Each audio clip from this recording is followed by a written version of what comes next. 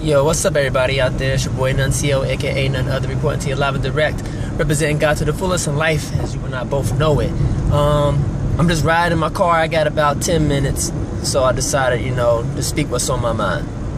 All right, I'm a multimedia graphic designer, which means that I dibble and dabble in all of the media that you may see, whether it's on television, whether it's on in print. Driving down the street, looking at signs, you know what I'm talking about. All that type is considered media, just multi. So I'm dealing with this politician, and he is running to be in the primary to run as mayor of Cincinnati. And he's part of the Libertarian Party. His name is Jim Burns. You probably have not heard of him, but this is your first time hearing of him.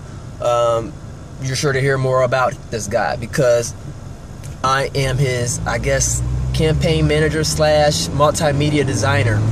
I don't know. The guy keeps coming back to me for insight. And I know a lot about marketing. I know very little about politics, but I have common sense. And I think common sense goes a long ways when it comes compared to politics. So, he's a libertarian. And I think one of the strongest points that most libertarians can say that they share together is that they want the legalization of marijuana, whether it's for recreational use or medical, or they would say medicinal use. And many people may think, especially those that are Bible-toting Christian believers, and they may look at that and be like, oh, that's so horrible. How can you side with, this guy who is all about legalizing marijuana. Marijuana is bad for you. It's horrible. I'm like, you know what? I hear your point. I hear your plea, but I also understand where the Libertarian Party is coming from when it comes to the legalization of marijuana. I, for one, do not smoke marijuana. I don't smoke anything. You know what I'm saying? I just don't really believe in putting, poison in my body through smoke. Now, other types of poisons, you pick and choose. I don't do the hard drugs, but I may have a hard beverage every once in a while. Just saying. I don't get drunk. I don't get toasted, but a little buzz, I may catch a little, and I'm feeling good, and I know my limits. And according to the Bible, as long as I'm not getting drunk, I'm cool, and that's between the Lord and I. But my thing is that there's other parties other than the Democratic and the Republican Party. Now, for those Bible-thumping Christians out there who feel like, you know what, I am against abortion, that's all about death and everything, I'm going to be a Republican. And then you got some that's like, you know what, Obama, he's been the first black president, and I'm going to roll with him and make sure that he makes a second term, in which he did get the second term. Kudos to him, but he's all about pro-life. But both parties are about death. They're all about this, war, especially when it comes to across overseas affairs, in which neither party is openly sharing all the information as to why they are doing certain things, such as getting in wars and siding with certain nations and stuff like that. So, hey, you got the Libertarian Party, who is about, I don't care what's going on over there. I'm not about war. That's me. And it should be that with everyone else out there, especially if you are a Christian. You should not be all about war or supporting anything of that nature. And that's just my humble opinion, because like I said, when I come out and I tell people like, yeah, I'm a libertarian, oh, what do they believe in? The first thing that may come out of my mouth is, oh yeah, they want the legalization of marijuana. Oh my gosh, are you serious? I'm like, yeah.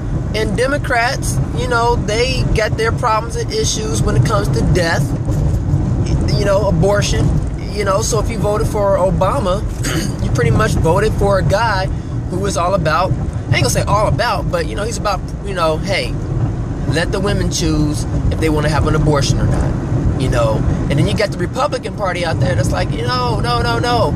Women don't have the right to choose if they need to have an abortion or not. We are pro-life, you know. So I don't know. It's a bittersweet thought to me, because when it comes down to it, it's business. You know, I'm getting paid for what I do.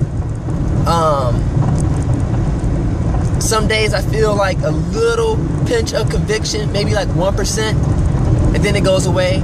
But 99% of the time, I'm not feeling anything, and I'm like, you know, I have to be part of somebody's party. I don't have to, but I like to participate in those government political things because it concerns me.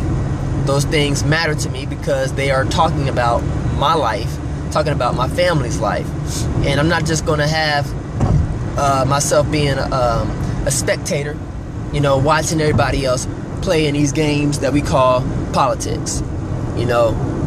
So it's just something to think about. I feel that that the more people that we have that are educated about other political parties, the more of a chance we have to branch out and find something that's more universal, because that's just life. That's the way that it is, you know. So yeah, I'm gonna sign off on that note. I hope I said something that was intriguing, hopefully mind-opening, especially, like I said before, you know, especially those people who feel like, oh my gosh, like, dude, you supporting a party that's all about, you know, marijuana. Hey, you guys are supporting parties that are all about war, killing people, innocent people, being lied to, you know, cover-ups, inside jobs. Nobody's perfect. Nobody's party is perfect except for that of Christ. And that is the body of Christ that I'm speaking about. That's one party that I think, though it has its elements here and there, I think that's as close as you're going to get to supporting a just cause. And with that being said, I'm your boy Nuncio, aka none other. Government name Vernard Fields, reporting to you live and direct, saying peace in y'all and confusion out.